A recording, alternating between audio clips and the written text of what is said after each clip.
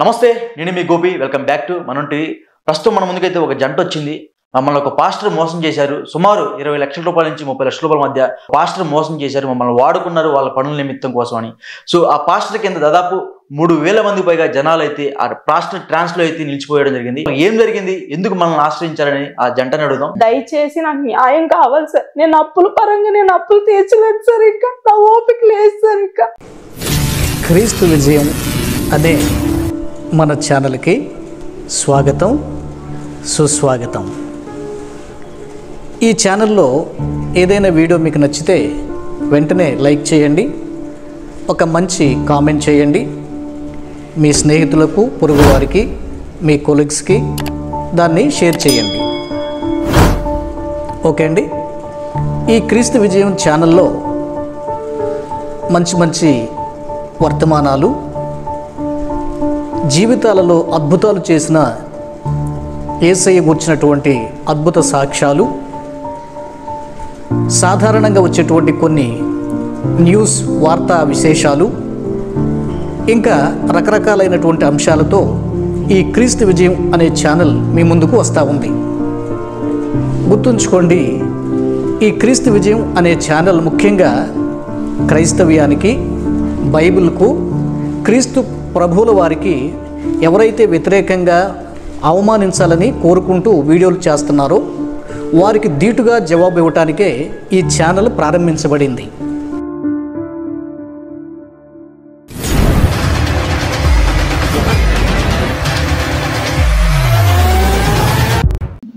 రీసెంట్గా మనం టీవీ అనేటువంటి యూట్యూబ్ ఛానల్కి సంబంధించిన ఒక పోస్ట్ చూడటం జరిగిందండి. ఇది పెద్దాపురానికి సంబంధించినటువంటి ఇష్యూగా ఉంది. పెద్దాపురంలో మరి మమ్మీ డాడీ గుట్టు బట్టబయలు అంటూ వీరు ఒక వీడియోని పోస్ట్ చేశారండి.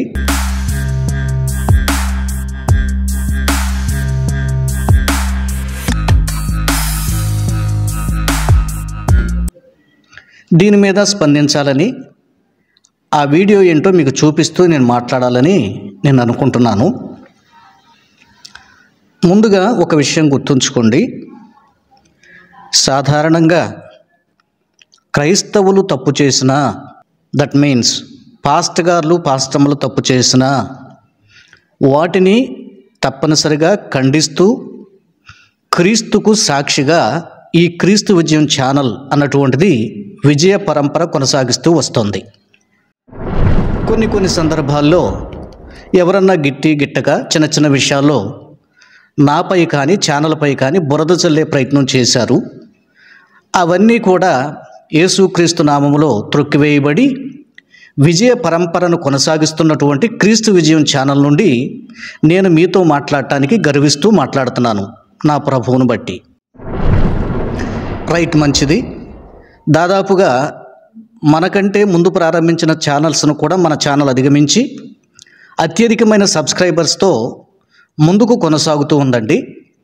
ఈ మధ్య కాలంలో సాతాను చిన్న చిన్న దాడులు చేయటం వల్ల మరి ఎందుకో నాకైతే తెలియదు, కానీ ఈ మధ్య వ్యూస్ అనేటువంటివి తగ్గుతూ ఉన్నాయి. సరే, నేను కూడా కాస్తంత కొన్ని అనివార్య కారణాల వలన తరచుగా మీ దగ్గరికి వీడియోస్ తేలేకపోతున్నానండి. సో ఈ విషయంలో క్షమించగలరు. వీలైనప్పుడు మ్యాక్సిమం వీలైనంతలో మీకు మంచి విషయాలతో నేను వీడియో చేయడానికి నేను ప్రయత్నిస్తా. ఈ వీడియోకు ముందు మరొక చిన్న క్లారిఫికేషన్ కూడా ఇవ్వాలని నాకు ఒక చిన్న ఐడియా జస్ట్ ఇప్పుడే కలిగిందండి. కరుణాకర్తో స్నేహంగా ఉంటున్నాడు, లలిత్ కుమార్ గారితో స్నేహంగా ఉంటున్నాడు, లేకపోతే ఇంకా కొంతమందితో అన్యులతో స్నేహంగా ఉంటున్నారు పాస్టర్ గారు అని మీరు ఎవరూ భావించొద్దండి. స్నేహమే. అలాగే క్రీస్తు పక్షంగా పోరాటాలే. ఇది మాత్రం మర్చిపోకండి. ఇప్పుడు యేసయ్యను హింసించినా, అవమానించినా, ప్రేమించినా, ద్వేషించినా, ఏది చేసినా శత్రువుల కోసం ఆయన ప్రార్థన చేశాడు, ప్రేమను కనపరిచాడు. పౌలు గారు కూడా పరిశుద్ధాత్మ ద్వారా రోమాపత్రిక చివరి అధ్యాయంలో ఏం చెప్పాడండి? శత్రువు ఆకలిగొనుంటే భోజనం పెట్టు, దప్పికగొనుంటే దాహమివ్వు, ప్రేమించు, స్నేహంగా ఉండు అని పరిశుద్ధాత్మ కూడా మనకు చెప్పడం జరిగింది. కనుక నేను బైబిల్ని అనుసరించి నడుచుకుంటున్నాను. నా ఫాలోవర్స్ అయిన మీరు కూడా ఈ పంథాన్ని అనుసరించి నడుచుకోండి. ఒకవేళ ఇక్కడ చీత్కారాలు, ఇక్కడ చిన్న చిన్న అవమానాలు, ఇక్కడ ఏదైనా నిందలు రావచ్చు. పరలోక రాజ్యంలో ఖచ్చితంగా మీ ఫలం అత్యధికమవుతుంది. ఆమెన్, ఆమెన్ అంటూ కామెంట్ రాయండి. రైట్, మంచిది. అయితే ఈ పాస్టమ్మ గారి విషయాల్లో మరి నేను పూర్తిగా వినలేదు, కానీ నా దగ్గరకు వచ్చిన వెంటనే దాన్ని మీతో కలిసి నేను కూడా వింటూ మాట్లాడితే బాగుంటుందని వెంటనే ఈ వీడియో మీ దగ్గరికి తెస్తున్నానండి. మరి ఒక విశ్వాసి కుటుంబానికి పాస్టర్ గారి ఫ్యామిలీ ద్వారా చాలా నష్టం జరిగిందని, అది కూడా లక్షల్లో జరిగిందంటూ అది వైరల్ అయినటువంటి వీడియో అండి.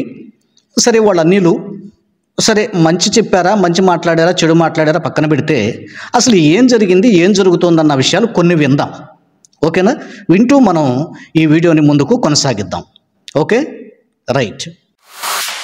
పెద్దాపురం పాస్టర్ మమ్మీ డాడీ బాగోతాలు బయటపెట్టిన బాధితులు ఏంటో చూద్దాం. బ్యాక్ టు మనంటి. ప్రస్తుతం మన ముందుకైతే ఒక జంట వచ్చింది. మమ్మల్ని ఒక పాస్టర్ మోసం చేశారు. సుమారు 20 లక్షల రూపాయల నుంచి 30 లక్షల రూపాయల మధ్య మమ్మల్ని ఒక పాస్టర్ మోసం చేశారు. మమ్మల్ని వాడుకున్నారు వాళ్ళ పనుల నిమిత్తం కోసం అని. సో ఆ పాస్టర్ కింద దాదాపు 3,000 మంది పైగా జనాలు అయితే ఆ పాస్టర్ ట్రాన్స్ లో అయితే నిలిచిపోయడం జరిగింది. సో ఆ పాస్టర్ వచ్చి పెద్దాపురం పాస్టర్ అంట. సో అసలు ఏం జరిగింది, ఎందుకు మనల్ని ఆశ్రయించారని ఆ జంటని అడుగుదాం. దయచేసి నాకు న్యాయం కావాలి సార్. నేను అప్పుల పరంగా అప్పులు తీర్చలేను సార్. ఇంకా నా ఓపిక లేదు సార్. ఇంకా ఎందుకంటే ఇప్పటికే మేము చాలా అప్పులైపోయాం. మేము డబ్బు పరంగా నష్టపోయాం సార్. అప్పులు మేము తీర్చలేము సార్. నాకు ఎదిగిన కూతురు ఉంది సార్, 11 సంవత్సరాల పాప సార్. నేను పాపనే చదివించుకున్నా, నా కుటుంబాన్ని నేను గెంటుకున్నా. నా భర్త ఆటో డ్రైవర్ సార్. నేను మిషన్ కుట్టుకుంటాను. మేము ఈ అప్పులు మేము కట్టలేము సార్. ఇంకా 4 సార్లు సూసైడ్ అటెంప్ట్ చేసాం సార్.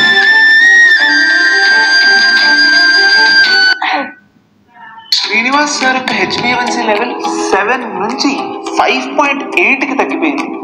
మీలాగే మేము వాళ్ళ దగ్గరికి ఎప్పుడు వెళ్ళినా సరే అండి. ఇంట్రడక్షన్లో చాలా బాధాకరంగా ఉందండి. ఖచ్చితంగా ఈ సోదరికి న్యాయం జరగాలని నేను కోరుకుంటున్నాను. ఒకవేళ నిజంగానే పాస్టర్ గారి ఫ్యామిలీ నుండి ఈమెకు నష్టం కలిగితే ఖచ్చితంగా వారు తిరిగి ఆ నష్టాన్ని పాస్టర్ గారి ఫ్యామిలీ పూడ్చాలి అని నేను కోరుకుంటున్నానండి. సరే, విందాం. ఇప్పటికి ఈవెన్ సంఘం అంతా కూడా ఇది ఎవరిని అడిగినా చెప్తారండి. వాళ్ళ ముందు ఎవరు కూర్చోరు సార్, కూర్చోకూడదు కూడానండి. పాస్టరే కాదండి, వాళ్ళ ఇంట్లో పిల్ల ఇంత ఉన్నా సరే ఆ ఇంత పిల్ల ముందు కూడా ఎవరు కూర్చోకూడదు సార్. మేము ఒంగొంగి ఇదేంటండి, ఇది అంత సమంజసంగా అనిపించట్లేదు. అంటే సాధారణంగా దైవజనుడు, దైవ సేవకురాలంటే రెస్పెక్ట్ ఇవ్వటం మంచిదే. సాధారణంగా విశ్వాసులైనటువంటి వారు దైవ సేవకుని ముందు కుర్చీలో కూర్చోవటం అన్నది వారికే కాస్త అంత అభ్యంతరంగా ఉండి, దైవజనుడు ఒకవేళ కుర్చీలో కూర్చుంటే వారు కింద కూర్చోవటానికి ప్రయత్నం చేస్తారు. ఇదేం తప్పు కాదండి, గుర్తుంచుకోండి. సాధారణంగా మా సంఘంలో నాతో ఉండేటువంటి విశ్వాసులైన వారు కానీ, సంఘ పెద్దలైన వారు కానీ మ్యాక్సిమం నాతో ఎక్కడికైనా వచ్చినప్పుడు నేను కూర్చుంటే వాళ్ళు నా ముందు కుర్చీలో కూర్చోరు. అంటే ఇందులో తప్పు పట్టాల్సిందేం లేదు. కానీ అయితే వారి ఫ్యామిలీ పిల్లలు వచ్చి కూర్చున్నా కూడా వాళ్ళ ముందు కూడా కూర్చోకూడదంటే ఇదంత సమంజసంగా అనిపించట్లేదు. ఇదేదో బలవంతపు బాప్తిసం అన్నట్లుగా వారిని ఏదో ఇబ్బంది పెట్టి మేము సేవకులం కాబట్టి మీరు కిందే కూర్చోండి అని చెప్పి చేయించుకుంటున్నట్లు కనిపిస్తుంది. ఇది సాధారణంగా విశ్వాసికి సేవకుని మధ్య అవినాభావ సంబంధంతో గౌరవప్రదమైన విషయం. ఇది అలా కాకుండా కొంతమంది దాన్ని స్వార్థపూరితంగా సేవకులు వాడుకుంటే అది తప్పే. ఖచ్చితంగా దీన్ని నేను కూడా ఖండిస్తున్నాను. రైట్, తర్వాత విందాం. పెట్టేవాళ్ళం సార్. వాళ్ళని ఎక్కడ మేము కింద నడిపించలేదు సార్. మేమే కాదు, సంఘమే కాదు, ఎవరైనా సరే వాళ్ళు వస్తుంటే ఒక క్లాత్ లేసి నడిపిస్తాం సార్. ఇది పరంజ్యోతి ఆమె వస్తుంటే క్లాత్ లేసి నడిపిస్తారు సార్. ఆవిడ ఎంత దూరం నడిపిస్తే అంత. సంఘం అంతా నా ఇంటికి వచ్చేసారు సార్. నిన్ను చంపేస్తాం, నువ్వు డిలీట్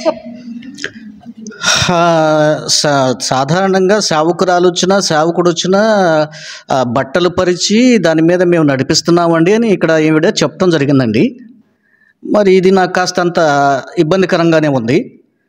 సాధారణంగా పురుషుల్లో ఎవరైనా గొప్పవారు సహజంగా ఏదైనా పేరు ప్రతిష్టలు కలిగిన వారు వచ్చినప్పుడు ఆల్రెడీ మ్యాట్ పరిచి ఉంటుంది.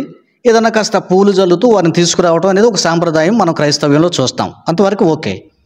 కానీ యేసు ప్రభు వారు గాడిద మీద కూర్చొని ప్రయాణం చేస్తున్నప్పుడు ఆ గాడిద కింద వస్త్రాలు పరుస్తూ దారి వెంపటే వెళ్ళిన సందర్భం మన బైబిల్లో చూస్తాం. అది ఆయనకే చెల్లు, అది ఆయనకే ఘనత, అది ఆయనకే మహిమ. ఆయన ఘనతని మనుషులు తీసుకుంటే ఎలాగండి? ఇప్పుడు ఈ పాస్టర్ గారు వచ్చినా బట్టలు పరుస్తూ స్వాగతాలు పలుకుతారంట. చూశారు కదా వీడియో క్లిప్ కూడా. మరి ఇది దైవికమైనటువంటి పరిచర్యనా నాకు కూడా కాస్త సందేహం కలుగుతుంది. సరే, ముందు వీళ్ళు క్రైస్తవ్యాన్ని ఎండగడుతున్నారు, క్రైస్తవ్యాన్ని అవమానిస్తున్నారు కొంతమంది అన్నది నాకుండి నేను ఈ వీడియోని మీ దగ్గర తెస్తున్నాను. సరే, చూస్తూ ఉంటే సరే ఏది ఏమైనా ఎటు న్యాయం ఉంటే అటు మాట్లాడదాం. ఓకే, పాస్టర్ గారి వైపు న్యాయం ఉంటే పాస్టర్ గారి వైపు మాట్లాడదాం. లేదు, ఈ సోదరి విశ్వాసికి వైపు న్యాయం ఉంటే విశ్వాసి వైపు మాట్లాడదాం. వాస్తవంగా ఈమె ఒక జర్నలిస్టుని ఆశ్రయించింది, హిందూ ఛానల్స్ దగ్గరికి వెళ్ళలేదు. ఈయన ఒక జర్నలిస్ట్ అండి, కాబట్టి న్యాయంగానే మాట్లాడతాడని మనం భావిద్దాం. ఓకే, వాళ్ళు కూడా విశ్వాసులు కూడా ఆ హిందూ సమాజాల దగ్గరికి వెళ్లకుండా ఒక జర్నలిస్టుని ఆశ్రయించి న్యాయం కావాలని కోరుకోవడంలో తప్పు కూడా లేదని నేను భావిస్తున్నాను. ఇంకా ముందుకెళ్లే కొంది విందాం. ఇవ్వకపోతే మా మమ్మీ గారిని మా డాడీ గారిని నువ్వు చూపిస్తావా, వీడియోస్ లో పెడతావా, నిన్ను చంపేస్తాం, నువ్వు వీడియోలు డిలీట్ చేయకపోతే నీ బతుకెంత, నువ్వెంత అని పెద్దాపురం నుంచి ఐపంగిడి గ్రామం దాకా వచ్చేసాను. మనము అసలు నుంచునే ఉండాలండి, లేదా మోకరించి ఉండాలి సార్. అంతే, అంతేగాని వాళ్ళ ముందు ఇలా ఫేస్ టు ఫేస్ కూర్చుని మాట్లాడేది అనేది ఎప్పుడు ఉండదు సార్. ఇది ఒకటి కొత్త పదం సార్, మమ్మీలో ఉన్న దైవమా. అక్కడ ప్రార్థన ఇప్పుడు యేసయ్యా అని ఎవరైనా ప్రార్థన చేస్తారు సార్, అలా కాదు సార్, ఇక్కడ మమ్మీలో ఉన్న దైవమా అని మెన్షన్ చేసి ప్రార్థన 3000 మందికి ఆమె ఆమె సార్ మొత్తం. అబ్బో, ఇది చాలా విడ్డూరంగా అనిపిస్తుందండి. ఇదేంటో చూడపోతే చాలా విచిత్రంగా ఉంది, చాలా ఇంట్రెస్టింగ్గా ఉంది. కాస్తంత లెంతీగా ఉన్నా వినే ప్రయత్నం చేద్దామండి. ఇప్పుడు ప్రభు అయిన యేసుక్రీస్తు వారి పేరిట ప్రార్థన చేస్తాం. అయితే వీళ్ళంతా కూడా వీళ్ళు నేర్పిస్తున్న బడి ఏంటంటే ఆ మమ్మీలో ఉన్న దైవమా నీ పేరిట ప్రార్థన చేస్తున్నామని మమ్మీని మెన్షన్ చేయాలంట. ఎవరో మరి ఈ మమ్మీ ఏంటో, మరి ఈమె పరిస్థితి ఏంటో చూద్దామండి. నాకైతే ఇదేదో సరైన పద్ధతిగా అనిపించట్లేదు. అక్కడ సేవా విధానం అన్నటువంటిది అదేదో మరి అంత క్రైస్తవ్య పద్ధతిలో లేదని నాకు అనిపిస్తుంది. బోగస్గా ఉండేటువంటి వాడు మనం కూడా ఏరేసేయాలి. ఎవరో వచ్చి మన ఇంట్లో తప్పు ఉందని వేలు పెట్టి చూపక్కర్లా. మన ఇంట్లో ఏదైనా తప్పు ఉంటే మన మీద తీసి అవతల పారేద్దాం, పీకి అవతల పారేద్దాం, కట్ చేసేద్దాం. రైట్, ఇంకా విందాం. డాన్సులు సార్, విపరీతమైన డాన్సులు అండి. సంఘం అంతా వేస్తారు సార్, పాడే పాటలుగా ఆమె వేస్తారు సార్, సంఘంలోనే అందరూ వేస్తారు సార్, పిల్లలతో సరే. అదంతా నిజంగానే వేస్తారా లేకపోతే ఉంటారా? నిజంగానే ఎగురుతారు సార్. ఒక పూలోడు అకౌంట్ నుంచి 76 లక్షలు డాన్సులు అంట. దీనికి పైగా సంఘం అంతా డాన్సులు వేస్తారంట. 100 మంది కాదు, 1000 మంది ఉన్నారంట. అసలు ఇదేంటి మరి నేను వింటాం ఇదే ఫస్ట్ టైం. డాన్సులు వేయటం ఏంటి నాకేం అర్థం కావట్లేదు. పాటలు పాడుతుంటే డాన్సులు వేస్తారంట. అసలు ఈ డాన్సుల సంస్కృతిని మనం ఖచ్చితంగా పూర్తిగా బాయ్కట్ చేయాలి. సరే, ఏదో క్రిస్మస్ సందర్భాల్లో, ఏదో మన పండుగ సందర్భాల్లో పాపం ఏమో మన వాళ్ళు సంతోషంగా వేసుకుంటున్నారులే అని మనం చూసి చూడనట్టు వదిలేస్తాం. సరే, చిన్నపిల్లలు ఒక రేంజ్లో డ్యాన్స్ చేసినా, ఏదైనా స్కిట్లు వేసినా వెల్ అండ్ గుడ్. ఒక వయసు దాటిన తర్వాత యవనస్తులు కానీ ఆడవాళ్ళు కానీ డ్యాన్స్లు వేయటాన్ని మనం ఎప్పుడూ ఖండించాం. క్రిస్మస్ పండుగలో కూడా ఇలాంటి పిచ్చి పనులు చేయకండి అని ఖండించాం. వయసులో ఉన్న పిల్లలు డ్యాన్స్లు వేయొద్దు, స్త్రీలు డ్యాన్స్లు వేయొద్దు, మీరు వీడియోలు పోస్ట్ చేయొద్దు, ఇలాంటి కార్యక్రమాలు అంటూ కూడా మనం గతంలోనే ఖండించాం. అది దేవునికి ఇష్టమైంది కాదు. అల్లరితో కూడిన ఆటపాటలు ఉండకూడదని బైబిల్ చెప్పింది. ఓకే, చిన్నపిల్లలు ఏదైనా ముద్దుగా చేయటం వేరు, కానీ వయసు వచ్చిన వాళ్ళు డ్యాన్స్లు వేయటం ఏంటండి, పూనకాలు వచ్చినట్టుగా ఒకటి ఏంటండి, ఇదంతా కూడా నాన్సెన్స్ అనిపిస్తుంది. క్రైస్తవ సంఘాన్ని భ్రష్టు పట్టిస్తున్నారు కొంతమంది అని నాకు అనిపిస్తుంది. విందాం. అదంతా నిజంగానే వేస్తారా ఎగురుతా ఉంటారా? నిజంగానే ఎగురుతారు. ఒక పూలోడు అకౌంట్ నుంచి 76 లక్షలు ఎందుకు ట్రాన్సాక్షన్ చేస్తారు? ఫోన్ పే హిస్టరీ ఒకటే 44 లక్షల రూపాయలు వచ్చిందండి. 44 లక్షల రూపాయలు ఫోన్ పే హిస్టరీ వచ్చిందండి. వడ్డీలు కడతానే ఉన్నామండి. ఒకడికైతే నెలకు 32,000 కట్టి ఉండండి వడ్డీ. ఎంత? 8 లక్షలు? 5 లక్షల రూపాయలకండి. అంటే ఒకటమ్మా, మీరేం చదువుకున్నారు ఫస్ట్ ఆఫ్ ఆల్? నేను డిప్లొమా మీరు? నేను ఇంటర్ చదువుకున్నారు, మీరు డిప్లొమా చేశారు. ఎవరో ఒక పాస్టర్ వచ్చి ఆమె ఒంట్లోకి దేవుడు వచ్చి ఇట్లా మీ కాకినాడ వచ్చేసింది జాబ్ మానేసి అనగానే మీరు ఎట్లా నమ్మేశారు వాళ్ళకి? నమస్తే, నేను మీ గోపి. వెల్కమ్ బ్యాక్ టు మనం టీవీ. ప్రస్తుతం మన ముందుకైతే ఒక జంట వచ్చింది. మమ్మల్ని ఒక పాస్టర్ మోసం చేశారు. సుమారు 20 లక్షల రూపాయల నుంచి 30 లక్షల రూపాయల మధ్య మమ్మల్ని ఒక పాస్టర్ మోసం చేశారు. మమ్మల్ని వాడుకున్నారు వాళ్ళ పనుల నిమిత్తం కోసం అని. సో ఆ పాస్టర్ కింద దాదాపు 3,000 మంది పైగా జనాలు అయితే ఆ పాస్టర్ ట్రాన్స్ లో అయితే నిలిచిపోయడం జరిగింది. సో ఆ పాస్టర్ వచ్చి పెద్దాపురం పాస్టర్ అంట. సో అసలు ఏం జరిగింది, ఎందుకు మనల్ని ఆశ్రయించారు? ఇక్కడ ఈ మాట నేను ఖండిస్తున్నానండి. ఏదో ట్రాన్స్లో ఉన్నారు అంటాన్ని నేను పూర్తిగా వ్యతిరేకిస్తున్నాను, ఖండిస్తున్నాను. ఈ సోదరుడు కూడా, ఈ జర్నలిస్ట్ కూడా ఒక హైందవుడు గనక పాపం తనకు తెలియదు గనక ఏదో ట్రాన్స్లో అంటున్నాడండి. ఆ పదం దయచేసి వాడొద్దు, అది చాలా తప్పండి. ఏ ట్రాన్స్లోకి వెళ్ళరండి. క్రైస్తవ సంఘాల్లో ట్రాన్స్లోకి పంపించే పద్ధతి ఏమి లేదండి. మత్తు పదార్థాలు ఉండవండి, పొగబేల్చటాలు ఉండవండి, డ్యాన్స్ లైటాలు ఉండవండి, నాట్యాలు ఉండవండి.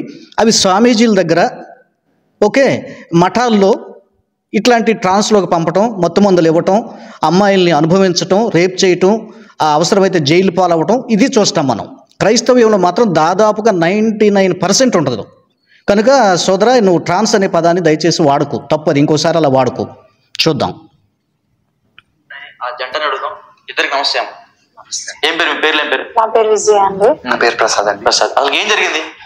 మేము కాకినాడలో వడాఫోన్ కంపెనీలో నేను నా భర్త, నేను ఫ్రంట్ ఆఫీస్, మా భర్త గారు ఎగ్జిక్యూటివ్ గా, ఫీల్డ్ ఎగ్జిక్యూటివ్ గా జాబ్ చేసేవారండి.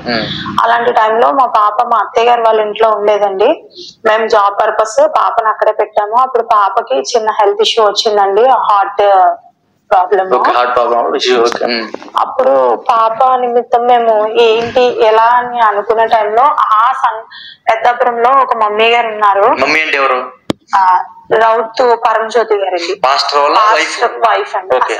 ఈవిడే పాస్టర్ అండి, పాస్టర్ గారు. ఈవిడే పాస్టర్ గారు. ఈమె చెప్తారు, ఈమె ప్రార్థన చేస్తే అన్ని హీల్ అవుతాయి, హీలింగ్ జరుగుతుంది, ఆవిడలోకి మహిమ ఉంది అని చెప్పి ఆ సంఘంలో మాకు దూరం బంధువు ఒక ఆమె ఉండేవారండి. ఆమె చెప్పడంతో మేము వాళ్ళ కాకినాడ వచ్చారు. వాళ్ళ అబ్బాయికి అప్పుడే ఆపరేషన్ అయిందండి, 24 hours ఆపరేషన్. ఆ హాస్పిటల్లో ఉన్నారంటే అప్పుడు మేము ఆమెను కలుసుకోవడానికి వెళ్ళామండి. అక్కడ వెళ్ళినప్పుడు మేము వెళ్తూ వాళ్ళ కుటుంబానికి భోజనం కట్టుకుని మరీ వెళ్ళామండి. వెళ్ళి ఆమెతో మేము ప్రార్థన చేయించుకుంటే అప్పుడు ఆమె చెప్పారండి, ప్రార్థన చేశారు. ఆమె దగ్గర మేము మోకరించినప్పుడు ప్రార్థన చేసి ఆమె ఏం చెప్పారంటే, ఆ దేవుడు మీరు కాకినాడలో ఉండడం కరెక్ట్ కాదు. ఎవరు చెప్పారంటే ఆమె ఈ 100 రకాల వాసనలు ఏం చేసినా పోనే పోవు. ఒక్కసారి వాష్ చేస్తే 100 వాసనలు పోయినట్టే. కొత్త విమ్ లిక్విడ్ ట్రాపికల్ లెమన్స్ యొక్క శక్తితో 100కు పైగా వాసనలని ఒక్క వాష్ లో తొలగిస్తుంది. ఎలా ఉంది? దేవుడు మాట్లాడారు అనే మేము నమ్మాం సార్. మమ్మీ గారు అసలు పేరు పరంజ్యోతి గారు. పరంజ్యోతి అనే ఒక పాస్టర్, ఆమె పాస్టర్ కదా. ఆ పాస్టర్ వీళ్ళు అంటే ఆమెలోకి దేవుడు వచ్చినట్టుగా వీళ్ళని నమ్మించిందంట. సో చెప్పండి. భాషల్లో మాట్లాడేవారండి, అనేక భాషల్లో మాట్లాడుతూ దేవుడు మిమ్మల్ని కాకినాడలో ఉండడం కరెక్ట్ కాదు, పెద్దాపురం వచ్చేయమని చెప్తున్నాడు, మీ పాప బాగుంటది, మీరు బాగుంటారు. ఆ టైంలో మా పాప కొంచెం హార్ట్ ప్రాబ్లం ఉంది సార్, హాస్పిటల్ అడ్మిట్ చేయాలండి ఆ టైంలో. అసలు అప్పుడు మేము జీజీహెచ్ లో అడ్మిట్ చేసేటప్పుడు కూడా మళ్ళీ మేము ఫోన్ చేసినప్పుడు ఆవిడ అదే చెప్పిందండి, మీ పాప హీల్ అయిపోతుంది, బాగుంటది, మీరు కాకినాడ వదిలేసేయండి, పెద్దాపురం వచ్చేయండి, మరి జాబ్స్ అండి అని అడిగినప్పుడు ఏం చెప్పారంటే, దేవుడు మిమ్మల్ని అసలు కాకినాడలో ఉండద్దని చెప్తున్నారు, మీరు ఉన్న పలంగా పెద్దాపురం రమ్మన్నారంటే మమ్మీ గారు అనే పిలిచేవాళ్ళం అండి. మమ్మీ గారు ఉన్న పలంగా మమ్మల్ని ఇప్పుడు పెద్దాపురం వచ్చేయమంటున్నారు, మేము ఎలా రావాలండి మమ్మీ గారు అని అడిగినప్పుడు వాళ్ళ ఇంట్లో వంట చేసే ఒక ఆమె, ఆ ఇల్లు ఎన్టీఆర్ కాలనీ సార్, పెద్దాపురంలో ఎన్టీఆర్ కాలనీలో ఒక చిన్న ఫ్లాట్ ఉందండి వాళ్ళకి, అది ఖాళీగా ఉంది, దాని తాళాలు మీకు ఇస్తాము, మీరు వెళ్ళి ఇమ్మీడియట్ గా శుభ్రం చేసుకొని నెక్స్ట్ డే కల్లా అక్కడికి వచ్చేయమని చెప్పారండి. మేము అదే నిజంగా వచ్చేసాం సార్. వడాఫోన్ కంపెనీ జాబ్ ఇద్దరం కూడా వదిలేసి వెంటనే అక్కడికి వచ్చేసాం సార్. వచ్చేసిన తర్వాత మేము అక్కడే ఉండేవాళ్ళం. అప్పుడు మా మావయ్య గారికి బ్రాండీ షాప్ వచ్చిందండి కాకినాడలోనే సార్. అయితే మా బాబాయ్ గారికి మీ బాబాయ్ గారికి. ఓకే. కాకినాడలో మామయ్య అవుతారండి, మా బాబాయ్ అవుతారు. బ్రాందీ షాప్ లో జాబ్స్ ఉన్నాయి వేకెన్సీ, మన షాప్ లే కదా బయట పెట్టుకోవడం ఎందుకంటే మా మావయ్య గారు అప్పుడు మాకు చెప్పడంతో మళ్ళీ మరి మేము ఏం మానేమని చెప్పారు, మళ్ళీ వాళ్ళు ఏం చేయాలో మేము అడగాలి కదండి. వాళ్ళ దగ్గరికి వెళ్ళి మమ్మీ గారు మరి ఇలా మా మావయ్య గారికి బ్రాందీ షాప్ లో వచ్చినాయండి, ఇలా ఉద్యోగం మానేసాం కదా మరి మాకు కూడా కొంచెం ఇబ్బందిగా ఉంటుందండి అని చెప్పినప్పుడు వాళ్ళు ఏం చెప్పారు, మళ్ళీ ఆమె ప్రార్థన చేశారండి. ఆమె ముందు మేము మోకరించగానే ప్రార్థన చేసి మళ్ళీ మోకాళ్ళ మీద వాళ్ళ దగ్గర మోకాళ్ళ మీద ఉండగా మళ్ళీ భాషల్లో మాట్లాడుతూ ఒక మాట చెప్పారండి, దేవుడు నిన్ను బ్రాందీ షాప్ లోకి వెళ్ళమంటున్నాడు అని చెప్పారండి. చెప్పినప్పుడు అంటే మీరు చెప్పారా ఆ పాస్టర్ కి బ్రాందీ షాప్ విషయం చెప్పారా? అంటే మరి అక్కడి నుంచి ఇక్కడికి వచ్చేసాం కదా సార్, అందువల్ల మళ్ళీ అడిగాం సార్ మమ్మీ గారిని, మరి ఏం చేయమంటారండి మమ్మీ గారు, మాకు ఇబ్బందిగా ఉంది. మా మామయ్య గారు మాకు కవర్ పెట్టారు, బ్రాందీ షాప్ ఉంది మీరు పని చేసుకున్నా మీ మామయ్య గారు కవర్ పెట్టి ఇదే విషయం మమ్మీకి చెప్పారు. చెప్తే వెంటనే ఆమె సరే మళ్ళీ భాషల్లో మాట్లాడుతూ దేవుడు మిమ్మల్ని వెళ్ళమన్నారు చేసుకోండి అని చెప్పారండి. ఈయన మళ్ళీ కాకినాడ పెద్దాపురం నుంచి up and down 2 years up and down చేశారు సార్.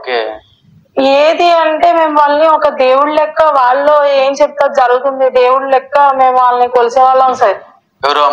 మమ్మీ గారిని డాడీ గారిని వాళ్ళ ఇంట్లో కుటుంబ సభ్యులు వాళ్ళ పక్క నుంచి వెళ్తుంటే మేము ఒంగొంగి దండాలు పెట్టే వాళ్ళం సార్. వాళ్ళని ఎక్కడ మేము కింద నడిపించలేదు సార్, మేమే కాదు సంఘమే కాదు ఎవరైనా సార్. వాళ్ళు వస్తుంటే ఒక క్లాత్ లేసి నడిపిస్తాం సార్. క్లాత్ లేసి నడిపిస్తారు సార్. ఆవిడ ఎంత దూరం నడిపిస్తే అంత. మేము కూడా అదే ట్రాన్స్ లో ఉండేవాళ్ళం సార్. మేము వాళ్ళు అలా చెప్పడంతో ఈయన అప్ అండ్ డౌన్ చేసుకునేవారు సార్. ఆ 2 years తర్వాత మా మావయ్య గారికి బ్రాందీ షాప్ లో అయిపోయినాయి సార్. అయిపోయిన తర్వాత మరి అప్పుడు గవర్నమెంట్ కి హ్యాండ్ ఓవర్ అయిపోయింది కదా సార్, ఖాళీ అయిపోయాయి సార్. గవర్నమెంట్ మరి బ్రాందీ షాప్ లో అయిపోయిన తర్వాత ఏం చెయ్యాలని మళ్ళీ ఇక్కడ నేను ఒక విషయం చెప్పదలుచుకున్నానండి. బ్రాందీ షాపులో పని చేయండి, లేకపోతే ఒక సినిమా హాల్లో వెళ్ళి పని చేయండి, లేదా ఏదన్నా ఒక విచ్చలవిడిగా జీవించేటువంటి శృంగార సంబంధించినటువంటి వాటికి వెళ్ళి పని చేయండి అని దేవుడు ఎన్నడూ తన బిడ్డలకు చెప్పడు. Note this point everyone. ఖచ్చితంగా ఇది దురాత్మ అనే చెప్పాలి. బ్రాందీ షాపుల్లో ఏముంటుందండి? త్రాగుడు. దేవునికి ఇష్టమా? ఇష్టం కాదు. దేవునికి అయిష్టం కాని ప్రాంతంలోకి దేవుడు ఎందుకు వెళ్ళమంటాడండి? కనుక మమ్మీ అయినా డాడీ అయినా ఇంకొకరైనా మీరు నమ్మొద్దు. ఇలాంటి మోసగాళ్ళను మీరు నమ్మొద్దు. ఓకే, ఈమె చెప్పే సాక్ష్యాన్ని బట్టి అవతల వ్యక్తులు మనం ఎస్టిమేషన్ వేసుకుందాం. నాకైతే ఈమె ఉన్నట్లుగానే చెప్తోంది. కనుక మమ్మీయో డాడీయో వాళ్ళు చెప్పటం కాదు. దేవుడు ఎప్పుడు కూడా ఇట్లాంటి నాన్సెన్స్ స్థలాల్లోకి దేవుడు వెళ్ళనివ్వడు. మురికి కూపాల్లోకి తన బిడ్డలు వెళ్ళనివ్వడు.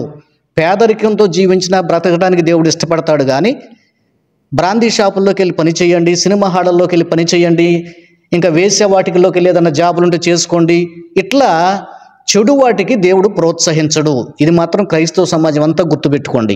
ఎంత పెద్ద పాస్టర్ చెప్పినా మీరు నమ్మొద్దు. అది దేవుని ఆత్మ కానే కాదు.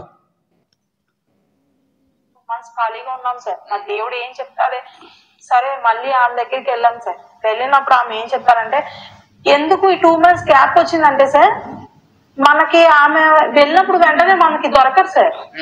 బిజీ ఉంటారా? అసలు మమ్మీ గారిని కలవాలి అంటే కొంచెం టైం పడుతుంది సార్. వాళ్ళు చెప్తారు సార్, వాళ్ళు చెప్తారు ఆ టైంలోనే మనం కలుసుకోవాలని.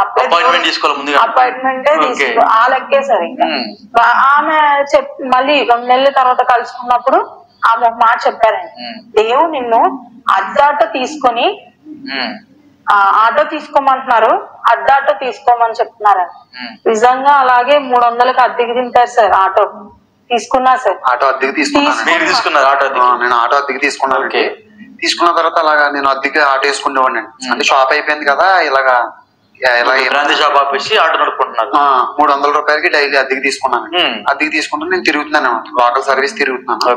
తిరుగుతుండే హస్బెండ్ గారి వ్యాపారం కదండి, ఎవరు మమ్మీ గారు వాళ్ళ హస్బెండ్ రౌత్ సూరిబాబు గారు. మమ్మీ గారు హస్బెండ్ అంటే ఇప్పుడు పాస్టర్ వాళ్ళ హస్బెండ్. ఓకే. వ్యాపారం ఆయన పేరేం పేరు? రౌత్ సూరిబాబు.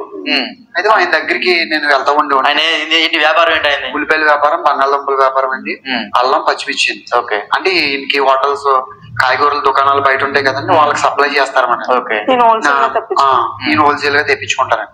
నా ఆటోలో నేను సప్లై చేస్తూ ఉండేవాడిని. మీరు ఎందుకు సప్లై చేస్తున్నారు ఆయన? నేను వెళ్ళానండి ఒక రోజు, నేను అద్దె ఆటో తీసుకున్నాను. మరి ఇలా తెలుసు కదండి, నాకు ఫోన్ చేశారండి పలానా చోటకి వెళ్ళి. అప్పటికి వాళ్ళ దగ్గర వేరే వ్యాన్ తిరుగుతుందండి. ఓకే. బొలెరో వ్యాన్ వాళ్ళ చుట్టాలతో తిరుగుతుందండి. అయితే వాళ్ళు అందుబాటులో లేరని చెప్పేసి నేను అద్దె ఆటో మరి తీసుకున్నాను తెలుసు కదండి వాళ్ళకి. నాకు కాల్ చేశారు. కాల్ చేసి ఒకసారి పక్కన దివిలి వెళ్ళి కొద్ది మూటలు దింపాలరా, రారా అర్జెంట్ గా అన్నారు. మరి డాడీ గారు అంటాం కదండి, నా సొంత తల్లిదండ్రులు. ఎవరిని అంటారు డాడీ అని? ఈ రౌత్ సూరిబాబు అంటే పాస్టర్ వాళ్ళ హస్బెండ్ డాడీ అంటారు. మీరు ఒక్కళ్ళే అంటారు? మీ ఊరు మొత్తం మమ్మీ గారు డాడీ గారేనండి. సొంత తల్లిదండ్రుల కన్నా ఎక్కువగా ప్రేమిస్తారండి వాళ్ళని. మేము కూడా అలాగే ప్రేమించాం. డాడీ గారు ఇప్పుడు వస్తున్నానని చెప్పి గబగబా అవునండి. అంటే సాధారణంగా మరి దైవ సేవకులు అంటే సొంత తల్లిదండ్రులాగానే ప్రేమించాలి. అది మంచి పద్ధతే, తప్పు కాదు. అది మమ్మీ డాడీ అని పిలవటం తప్పు కాదండి.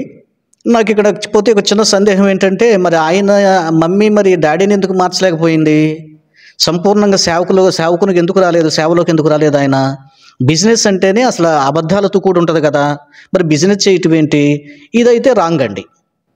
దేవుని సేవలోకి వచ్చిన తర్వాత పాస్టర్మ్మగా చేస్తున్న తన భర్తను కూడా ఖచ్చితంగా దేవునిలోకి తీసుకురావాలి, తన పిల్లలు దేవునిలోకి తీసుకురావాలి. ఆ తర్వాతే సేవకురాలుగా చలామణి కావాలి. ఓకే సరే. అయితే మమ్మీ డాడీ అని పిలవటం తప్పు కాదు, అది చాలా మంచిది. ఆత్మీయతకు కూడా అది చాలా బాగుంటుంది, ఆత్మీయంగా ఉంటుంది. అమ్మా నాన్న అని పిలవటం తప్పు కాదు. సరే, ఇంకా విందాం.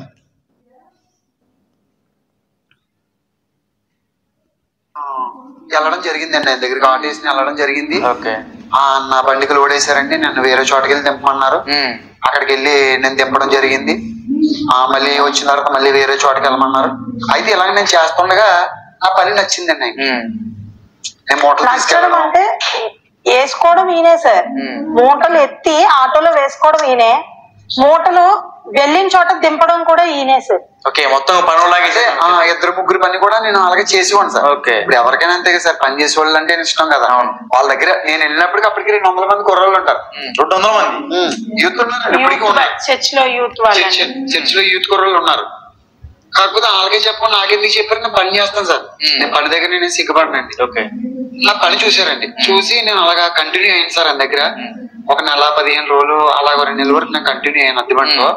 ఈయన ఏమన్నారంటే, డైలీ 300 రూపాయలు అద్దె అంటే మరి నెలకు 9,000 అయిపోతుంది, కొత్త ఆటో కొనేసుకుంటే 9,000 ఐదే కట్టుకుంటే ఆటో మిగులుతుంది కదా అని ఈయన డాడీ గారు సలహా ఇచ్చారండి. ఓకే నాన్నగారు మీరు బాగా చెప్పారండి, కాకపోతే నా దగ్గర డబ్బులు లేవు, ఉన్న 50,000 ఏమో. అప్పటికే మా దగ్గర 1 lakh చీటీ ఉండేది సార్. చీటీ ఉండేది సార్ మా దగ్గర, మేము వేసుకున్నది జాబ్స్ చేసేవాళ్ళం కదా సార్. ఆ చీటీలో ఒక 50,000 వాళ్ళ ఇంట్లో, ఇప్పుడు మేము ఇల్లు ఇప్పించారు కదా సార్, ఆమెకి ఆ చీటీలోంచి 50,000 ఇప్పించారు సార్ మా ద్వారా. ఆవిడకి ఏదో అవసరం అయితే మాకు అద్దె లేకుండా పాస్టర్ ఇంట్లో వంట చేస్తున్నా ఇల్లు ఇప్పించారు కదా సార్ మాకు, ఆమెకి 50,000 ఇప్పించారు సార్ మాతో. ఆవిడకి 50,000 ఇవ్వడం వల్ల మా దగ్గర ఉన్న డబ్బులు లేవు. ఆ విషయం నేను చెప్పానండి. 50,000 ఎందుకు ఇచ్చారు మీరు? ఇంటికి అద్దె లేకుండా ఉండేవాళ్ళం.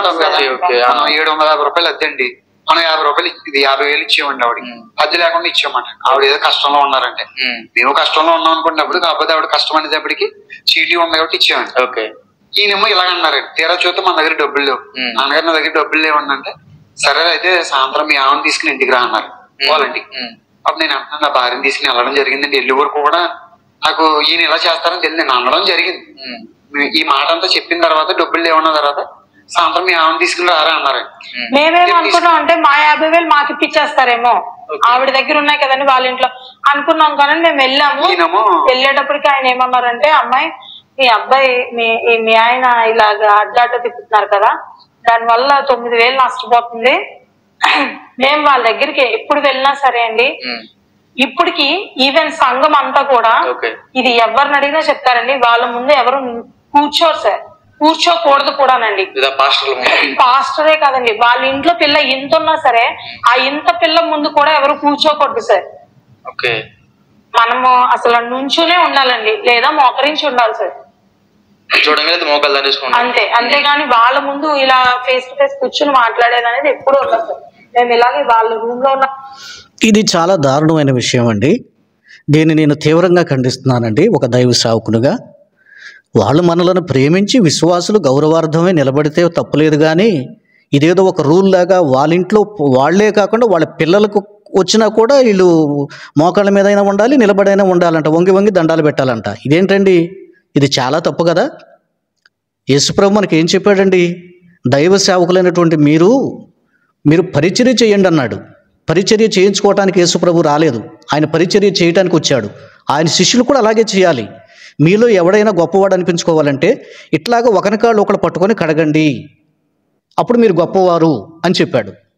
చూసారా సైతాన్ ఎట్లా మార్చేసిందో దీన్ని? వాళ్ళకి డబ్బు ఉండొచ్చు, హోదా ఉండొచ్చు, భాషలు మాట్లాడొచ్చు, ఏదేదో రకరకాలుగా చేయొచ్చు, కొన్ని వేల మంది విశ్వాసాలు ఉండొచ్చు. అయితే వంగి వంగి దండాలు పెట్టడం ఏంటండి? నేను గతంలో కలవరి టెంపుల్ గురించి కూడా నేను విన్నాను. కలవరి టెంపుల్ నుంచి కూడా ఆ అమ్మగారి చెప్పులను సహితం వేరే వాళ్ళు మోసుకెళ్ళి ఆమెకి ఇవ్వాలంట, కాళ్ళకి ఇవ్వాలంట. ఏమంటే విన్నారా?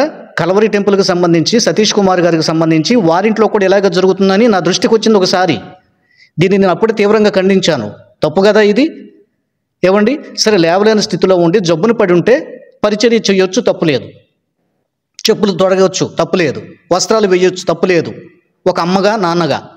అయితే వాళ్ళు బాగున్నప్పుడే బానిసల్లాగా విశ్వాసాలు మార్చేస్తే ఇది తప్పు కదా. తీవ్రంగా తప్పండి. తీవ్రంగా దీన్ని నేను వ్యతిరేకిస్తున్నాను. ఒక దైవజనునిగా దీన్ని తీవ్రంగా నేను ఖండిస్తున్నాను. విందాం.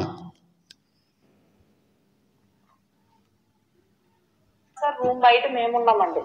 మేము మాట్లాడుతున్నప్పుడు ఆయన చెప్పారండి, ఇలా కదా నేను పని చేస్తాను, ఇంకెలాగో అద్దె లేకుండా దాని మీద ఉంటున్నారు కాబట్టి నేను ఇప్పుడు ఒకళ్ళ దగ్గర ఒక 50,000 తీసుకుని ఇప్పిస్తాను, ఆ 50,000కి వడ్డీ ప్రతి నెల మీరు కట్టేయాలి, ఆ 50,000 పట్టుకెళ్ళి మీరు ఆటో తీసుకోండి అన్నారు. నేను మరియమ్మ గారండి, వాళ్ళ ఇంట్లో పనమ్మాయి. మరియమ్మ గారు ఇచ్చిన 50,000 నేను తీసేసుకుంటాను, వాళ్ళకి ఇచ్చేస్తాను, అప్పటి వరకు మీరు వడ్డీ కట్టాలి. మరియమ్మ గారు ఒక 8 నెలలు ఇచ్చేస్తానన్నారు అని చెప్పారండి. అలా తీసుకున్నాక కొత్త ఆటో తీసేసి, కొత్త ఆటో తీసిన తర్వాత మేము బయట ఎక్కడ ఎవ్వరికి తోలలేదు. అది పెద్దాపురం అందరికీ తెలుసు సార్, మార్కెట్ అంతా తెలుసు. మార్కెటే కదండి ఊర్లో. శనివారం, శుక్రవారం, శనివారం, తెల్లవారుజాము, ఆదివారం, ఈ 3 రోజులు కూడా ఆయన దగ్గరే తిరిగేవానండి. మిగిలిన రోజులు చర్చిలో తిరిగేస్తారు ఆటో ఖాళీగా. చర్చిలో ఉండేవాళ్ళం అండి. మిగతా రోజులు ఈయన దగ్గరే తిరిగేవాళ్ళం. 2017, 18 బాగా వ్యాపారం జరుగుతుందండి. 19 కూడా బాగా జరిగింది. 19 అన్ని కరోనా వచ్చింది కదా సార్. అవును, 2019 అన్ని కరోనా వచ్చింది. 2020లో ఈయనకి కరోనా అటాక్ అయింది, రౌత్ సూరిబాబు గారికి. మా ఓనర్ గారికి, మాస్టర్ వాళ్ళ హస్బెండ్ గారికి ఈయన కరోనా వచ్చిందండి. ఈయన కరోనా వస్తే ఈయన కరోనా వచ్చిన విషయం కూడా నాకు చెప్పలేదండి. నేను ఆయనతో తిరిగి ఆయనతోనే ఉన్నానండి. నాకు చెప్పలేదండి. వాళ్ళ అబ్బాయిని క్వారంటైన్ చేయించుకున్నారు సార్, కానీ ఈయనకు ఒక మాట చెప్పలేదు సార్. నేను అప్పటికే అంటానే ఉన్నాను సార్ మా హస్బెండ్ తో, ఎందుకు నాన్నగారు సడన్ గా ఈ శనివారం వచ్చారు, వచ్చే శనివారం ఎందుకు రానంటున్నారు అని అడిగితే ఆవిడ ఫోన్ చేశారండి. ఫాస్టమ్మ గారు, ఎవరండి, మమ్మీ గారు చెల్లి గారు లీలా ప్రశాంతి గారు, ఆవిడ ఫాస్టమ్మ అండి అదే సంఘంలో. ఆవిడ ఫోన్ చేసి, నాన్నగారు పెద్ద వయసు కాబట్టి బయటికి రారు, వ్యాపారం నువ్వు నవీన్ కుమార్ అంటే ఈ రౌత్ సూరిబాబు గారు డాడీ గారు వాళ్ళ అబ్బాయి అండి, హాస్టల్ కొడుకు. మీరిద్దరూ చూసుకోండిరా, వ్యాపారం నాన్నగారికి మరి పెద్ద వయసు కదా, ఈ కరోనా వస్తుంటే వదిలిపెడతలేదు, నాన్నగారికి అసలు ఆరోగ్యం బాగోదు, కొద్దిగా నువ్వు జాగ్రత్తగా చూస్తా ఉండు నవీన్ నువ్వు అని చెప్పేసి అన్నారు. అన్న తర్వాత సరే అమ్మగారు చాలా చూస్తామండి అన్నానండి. అలా చేస్తున్నప్పుడు వాళ్ళ అబ్బాయి నేను ఈ మూటలు తోలుకుంటూ ఈ లెక్కలు రాస్తూ అంటే 400 కట్టలు దుంపలండి, ఒక 100-150 సార్లు ఉల్లిపాయలండి, ఒక 30-40 బస్తాలు అల్లమండి, ఒక 20 బస్తాలు మిర్చి అండి. ఇవన్నీ ఎవరెవరికి వెళ్తున్నాయి ఏంటి అన్నది రాయాలంటే ఎవరు రాస్తారండి? ఆయన ఉంటే ఆయన రాసుకునేవాడు. నాకు అప్పు చెప్పారండి ఆ పని, నాకు వాళ్ళ అబ్బాయికి. నేనే రాసేవాడు, వాళ్ళ అబ్బాయి ఏమి రాసేవాడు కాదు. మొత్తం నా దగ్గర బుక్ ఉన్నదండి. ఆ బుక్ లో నేను ఎవరెవరికి నేనే పట్టుకెళ్ళేవాడు కదా సార్. నేనే పట్టుకెళ్ళి నాకు జట్టోళ్ళు వేసేవారండి లోడింగ్. నేను అన్లోడింగ్ నేనే చేసుకుని టక్ మంది వచ్చి అలా చేయడం జరిగిందండి. 20, 21, 22, 23 నేను జూన్ వరకు ఆయన దగ్గర చేస్తానే ఉన్నాను. అంటే ఒకటమ్మా, మీరేం చదువుకున్నారు? ఫస్ట్ ఆఫ్ ఆల్ నేను డిప్లొమా. నేను ఇంట్రెస్ట్ ఇంటర్ చదువుకున్నారు, డిప్లొమా చేశారు. ఎవరో ఒక పాస్టర్ వచ్చి ఆమె ఒంట్లోకి దేవుడు వచ్చి ఇట్లా మీ కాకినాడ వచ్చేసి జాబ్ మానేసి అనగానే మీరు ఎట్లా నమ్మేశారు వాళ్ళకి? మేము అనుకున్నాం సార్. అంటే ఈ కాలంలో అయినా సరే ఇవన్నీ ఉంటాయా? మీరు ముందు మీకు లోక జ్ఞానం లేకుండా ఉన్నట్టు మీరు. అందుకే సార్ ఈ రోజు ఇంతగా మోసపోవడానికి కారణమైంది సార్. మమ్మీలో ఉన్న దైవమా ఇలాగే ప్రార్థన చేస్తారు సార్ సంఘం అంతా. సంఘం అంటే సుమారు ఎంతమంది? 2000 మంది ఉంటారు వాళ్ళు. 3000 మంది 5,000 మంది ఉంటారు సార్. ఆ 3000 మందిని వాళ్ళు ట్రాన్స్ లో తీసుకెళ్లారు. ట్రాన్స్ లోకే తీసుకెళ్లేదు సార్. లేకపోతే సార్ ఇప్పుడు మీరంటే మామూలుగా ఇంత ఎడ్యుకేటెడ్ పర్సన్స్ అయ్యుండి ఇన్ని తెలిసిన వాళ్ళు, ఇంత ధైర్యం ఉన్న వాళ్ళు సడన్ గా అలా మారిపోవడానికి, మా ఫ్యామిలీ అంతా కూడా వెల్ ఎడ్యుకేటెడ్ సార్. మా ఫ్యామిలీ అంతా కాకినాడ మాకు ప్రాపర్ సార్. మా నాన్నగారు కౌన్సిలర్ సార్, ఎక్స్ కౌన్సిలర్. మా నాన్నగారు ఇప్పుడు చనిపోయారు సార్. ఇప్పుడు మా అక్కగారు వాళ్ళు ఉంటున్నారండి ఆ ప్లేస్ లోని కౌన్సిలర్ గా. మా తాతయ్య గారు చైర్మన్ చేశారు సార్. అంత హై ప్రొఫైల్ వాళ్ళు. ఏంటంటే వాళ్ళు మేము ఇంకా దేవుడు నిజంగా మాట్లాడేస్తున్నాడేమో. ఓకే, మీరు నిజంగానే పాస్టర్లు దేవుడు వచ్చేసాడు తీరిపోతాయి అన్నట్టుగా మీరు భావించి వాళ్ళకి పని చేస్తున్నాం సార్. ఇంత ఇది ఒకటి కొత్త పదం సార్, మమ్మీలో ఉన్న దైవమా. అక్కడ ప్రార్థన ఇప్పుడు ఏసయ్యా అని ఎవరైనా ప్రార్థన చేస్తారు సార్, అలా కాదు సార్. ఇక్కడ మమ్మీలో ఉన్న దైవమా అని మెన్షన్ చేసి ప్రార్థన. 3000 మందికి నాకైతే ఈ విషయం నవ్వు వస్తుంది, కోపం వస్తుందండి. మరి అక్కడ ఉన్న విశ్వాసులు ఎందుకు ఇంత గుడ్డిగా అట్లా భ్రమపడుతున్నారో నాకు తెలియదండి. అదే ట్రాన్స్ అంటే నేను యాక్సెప్ట్ చేయను, కానీ ట్రాన్స్ అని కాదు. కానీ సాధారణంగా దైవ సేవకుడు అంటే దేవుడు వాళ్ళతో మాట్లాడతారు, కొన్ని విషయాలు బయలుపరుస్తారు. వాళ్ళు చెప్పినట్లుగా చేస్తే వారికి మేలు కలుగుతుంది. మా సంఘంలో నేను ఎలా చెప్తే అలాగే నడుస్తారు. వారందరికీ మేలుకరంగానే నేను ఉంటాను, ఎవరిని ఇబ్బంది పెట్టే పరిస్థితి ఉండదు. సాధారణంగా సేవకులు ఇలాగే ఉంటారు, వారి మేలుకరంగా ప్రార్థన చేస్తారు, దేవుడు ఏదైనా బయలుపరిస్తే వాళ్ళకి చెప్తారు. చెప్పడం ద్వారా వాళ్ళకి మేలు కలుగుతుంది, అంతేగాని కీడు కలగదు. సరికపోతే మమ్మీలో ఉన్న దైవమా ఏంటండి? మమ్మీలో ఉన్న దెయ్యం అని ప్రార్థన చేయాలి. ఆ సంఘస్థులందరూ కూడా వినండి, బహుశా ఈ వీడియో కూడా వైరల్ చేయండి. ఇట్లాంటివి మనం ఖచ్చితంగా ఖండించి తీరాలి. మమ్మీలో ఉన్న దైవమా ఏంటి అసలు? అట్లా ప్రార్థన చేయటం ఏంటి? ఏసునామంలో చేయరంటండి. ఏసైకి ప్రార్థన చేయాల్సిన అవసరం లేదంట. మమ్మీలో ఉన్న దైవమా, నేనంటాను మమ్మీలో ఉన్న దయ్యమా అని మనం గద్దించాలి ఆ దయ్యాన్ని. మీకు అర్థమైందా? సో మమ్మీలో ఉన్న దైవమా అంటే ప్రార్థన చేయాలంటే ఇది చాలా నాన్సెన్స్గా ఉంది. వాళ్ళు ఎవరో ఏంటో తర్వాత నేను ఎంక్వైరీ చేస్తానండి, తప్పకుండా వాళ్ళతో నేను మాట్లాడి తీరుతాను. ఖచ్చితంగా ఆ నంబరు అదంతా కూడా ఏంటి ఎవరు అనేది నేను ఖచ్చితంగా డైరెక్ట్గా పాస్టమ్ గారితో మాట్లాడి నేను తర్వాత మళ్ళీ మీకు తెలియజేస్తానండి. ఇంకా కొన్ని మాటలు విందాం.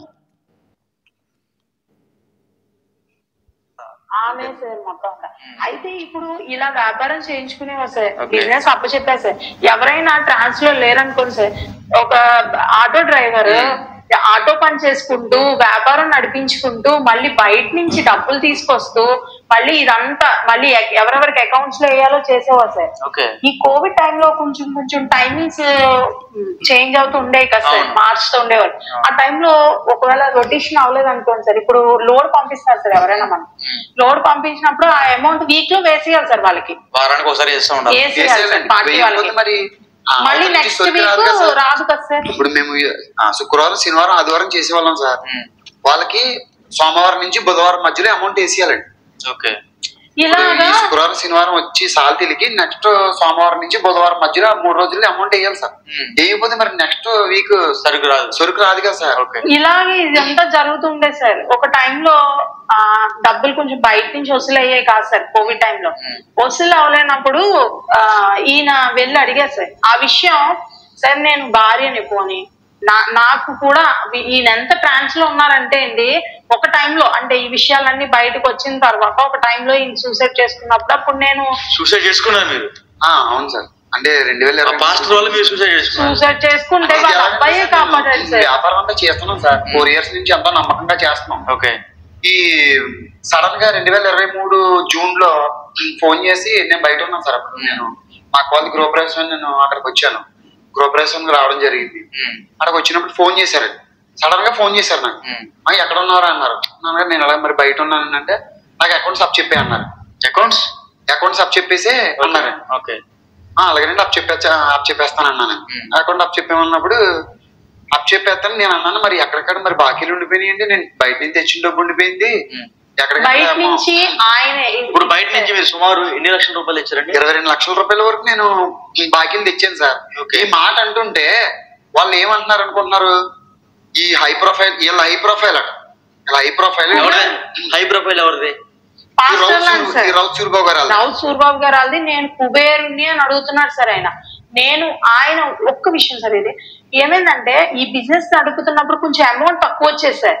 అమౌంట్ తక్కువ వచ్చినప్పుడు నాన్నగారు అమౌంట్లు ఎలా వేయాలండి, మరి కొంచెం అమౌంట్ తక్కువ వస్తుంది, మీరేమో వాళ్ళకి వేసేయమంటున్నారు అని చెప్పి అడుగుతున్నారండి. అంటే ఒరే నేనేమో హాస్పిటలైజ్ ఉన్నాను, నిజంగానే ఆయన హాస్పిటలైజ్ అయ్యారు సార్. ఎలా అంటే కోవిడ్ తర్వాత వెంటనే 2 times ఊపిరితిత్తుల ఆపరేషన్ అయిందండి. దాని తర్వాత వెంటనే మళ్ళీ ఓపెన్ సర్జరీ జరిగింది సార్.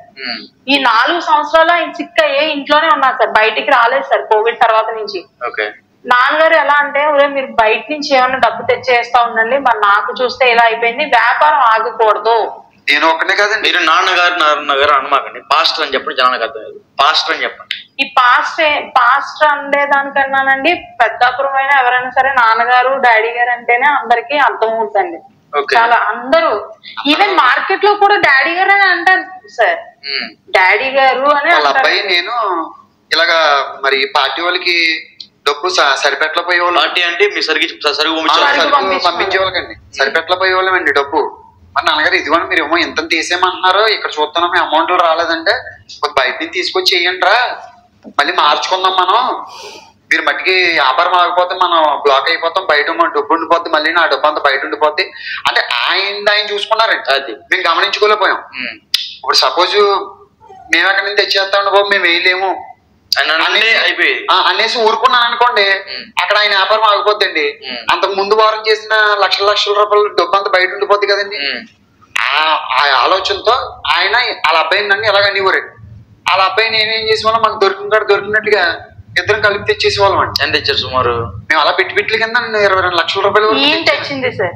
వాళ్ళ అబ్బాయి ఒక 30-40 తెచ్చారు సార్. వాళ్ళ అబ్బాయి కూడా అప్పులు అయిపోయారండి. అయితే ఇప్పుడు పెద్ద మనుషుల్లో పెడుతున్నప్పుడు వాళ్ళ అబ్బాయిని ఎంటర్ చేయట్లేదండి. ఇక్కడ వాళ్ళ అబ్బాయిని ఎంటర్ చేయకుండా పెద్ద మనుషులు తీసుకొచ్చి ఎమ్మెల్యేల ద్వారాను చైర్మన్ల ద్వారా మాట్లాడించి పోలీస్ వ్యవస్థను కూడా ఒక మూటలు మోసుకోవడానికి వెళ్ళామంట కదా నువ్వు, 20 రూపాయలు మూట మోసుకోవడానికి 22 లక్షల రూపాయలు నీకు ఎవరిచ్చాడని ప్రశ్నిస్తున్నారండి నన్ను వీళ్ళందరూ.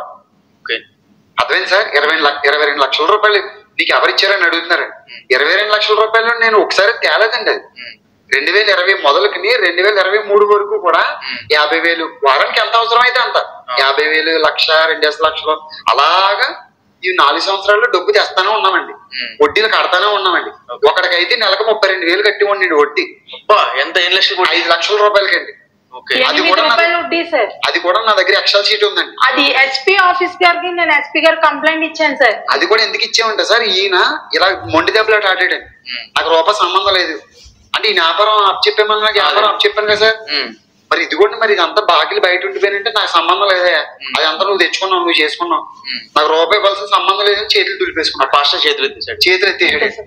ఎత్తేసిన తర్వాత సార్ ఎన్నిసార్లు మేము ఎంతో మంది పెద్ద మనుషుల దగ్గరికి వెళ్ళాం సార్. వెళ్ళిన ప్రతిసారి ఏమంటున్నా తెలుసా సార్, నువ్వు కూలి పనికి వెళ్ళావంట కదా వాళ్ళ దగ్గరికి. సరే సార్ మేము కూలి పనికి వెళ్ళాను సార్, నేను ఒప్పుకుంటాను, వాళ్ళు పిలిస్తేనే కదా సార్ నేను వెళ్ళాను. సరే అది కూడా పోనీ నేను పిలవలేదని వాళ్ళు అబద్ధం అంటే మనం ఏం చేయలేం సార్.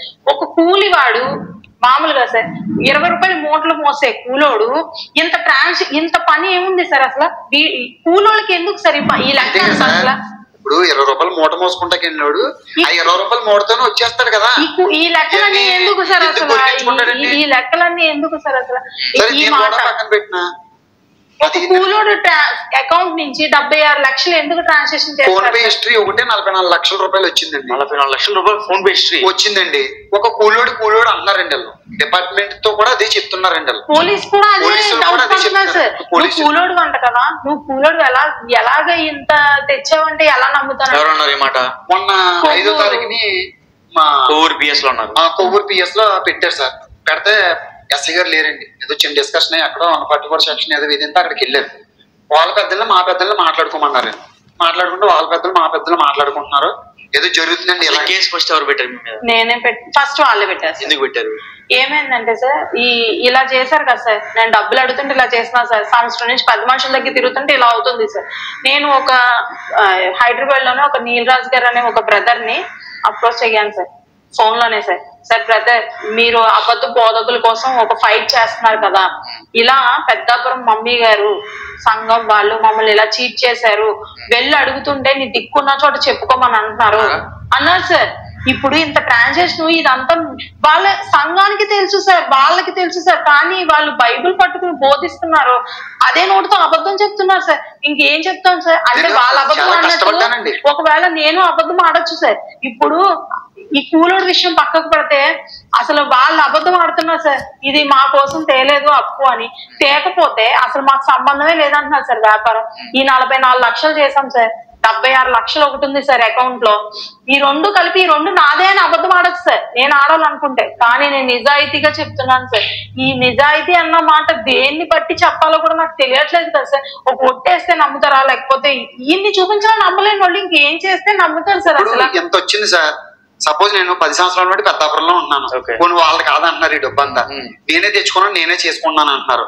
నేను ఇల్లు కట్టానా, పెళ్లి చేశానా, లేకపోతే నా ఇంట్లో ఏమైనా ఉందేమో ఒక వస్తువు చూపించమన్నాను సార్. నేను ఎంత తప్పు చేశాను, 22 లక్షలు. సరే, నేను ఒక పర్సన్ లగ్జరీగా తిరిగినా సరే 22 లక్షలు ఏం ఖర్చు పెట్టేస్తా సార్? పోనీ నేను ఎక్కడికైనా టూర్లు వెళ్ళి ఖర్చు పెట్టానా, ఏం చేశాను? పోనీ అది కూడా ఒక ఎంక్వైరీ తీసుకోవాలి కదా సార్. ఒక సామాన్యుడు 22 లక్షలు తెచ్చాడు అంటే ఏదో కారణం ఉంటుంది సార్ గట్టిగా. లేకపోతే ఒక కూలోడు అన్నాడు, ఒక కూలోని చూసి 22 లక్షలు ఎందుకు ఇస్తారు సార్ ఎవరైనా?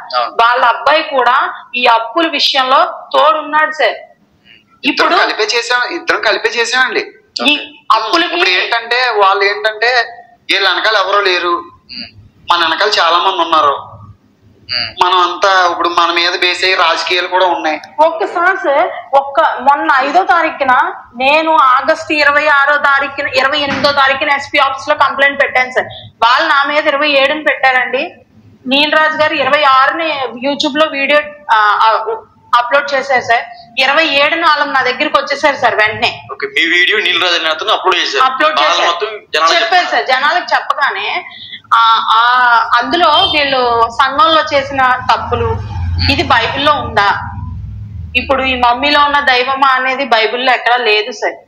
అయితే ఆ విషయాన్ని ప్రశ్నించారండి నీలరాజు గారు.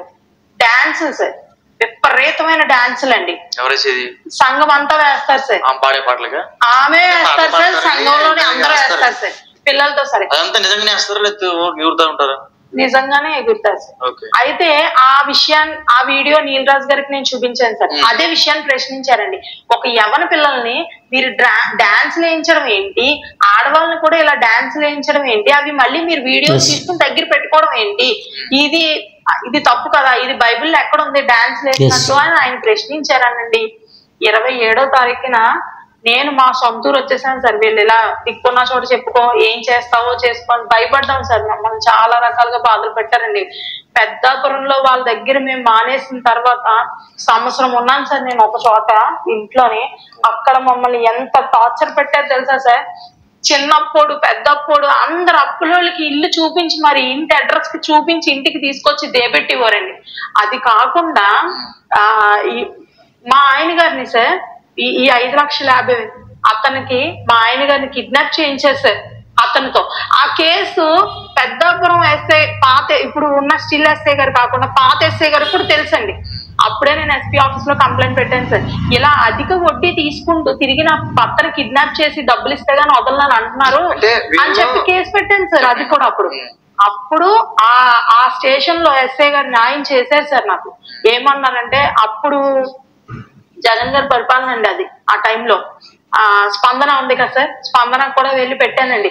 8 రూపాయలు వడ్డీ వారానికి 108 రూపాయలు వడ్డీ చొప్పున తీసుకుంటున్నారు. తీసుకుని తిరిగి 1 నెల వడ్డీ ఆగేటప్పటికి నా భర్తను కిడ్నాప్ చేశారు. ఇది కరెక్ట్ కాదండి, నాది తప్పు, ఇది తప్పని మీరు చెప్పండి అని చెప్పి నేను ఎస్పీ గారిని కలిసినప్పుడు ఎస్పీ గారు నాతో డైరెక్ట్ గా మాట్లాడి ఆయన చాలా బాగా స్పందించారండి. నిజంగా ఆయన చేతులు జోడించి దండం పెట్టాలండి. ఆయన నాకు ఎంత సహాయం చేశారు అంటే ఆయన చాలా అండి. ఆయనే ఇది తప్పని చెప్పి 80 కాగితాలు ఒకళ్ళే రాశారు. సరే, టైం ఓవర్ అవుతుంది కనుక నేను ట్రాక్ చేస్తానండి. కొంత ఒకే హ్యాండ్ రైటింగ్ ఉంటది, ఒకే పెన్ ఉంటది. అలా లేకపోయినట్టయితే 80 కాగితాలు ఇప్పుడే చింపి బయట పడేయాలి మేడం. లేదు సరేనండి, విషయం చాలా వరకు అర్థమైంది కదా. వాస్తవానికి ఇంకొక 20 నిమిషాలు టైం ఉంది, వినాల్సింది ఉంది దాదాపుగా. సరే, ఇప్పటికే మీకు ఒకవేళ ఏదైనా విసుకొస్తుందేమో లేకపోతే లెంతీగా ఉందేమో అనిపిస్తుందేమోనని నేను దీన్ని ఇంతటితో కట్ చేయాలనుకుంటున్నాను. విషయాలు విన్నారు కదండి. సరే, ఏది ఏమైనా మనకి ఇక్కడ 2 విషయాలు కనబడుతున్నాయి. పాస్టమ్మ గారి భర్త వ్యాపారం చేస్తూ వ్యాపారంలో ఈ భార్యాభర్తల్ని పావుగా వాడుకొని వాళ్ళని ముంచేశాడు అన్నది అర్థమవుతుంది. వ్యాపారం కోసమే అప్పులు చేశారని వీళ్ళ దగ్గర ఆధారాలు ఉన్నాయి అని వాళ్ళు చెప్తున్నారు. సో వాళ్ళ కొడుకు కూడా కలిసి కొన్ని లక్షలు వీళ్ళు కలిసి చేశారని మనకి ఇక్కడ తేటతెల్లమవుతుంది. రెండో విషయానికి వచ్చేటప్పటికి చర్చి పరంగా చూసేటప్పటికి మరి ఆ డ్యాన్స్లు ఏంటో స్త్రీలు, పెద్దలు, పురుషులు, పిల్లలు అని లేకుండా దీన్ని మనం ఖండిస్తూనే వస్తున్నాము.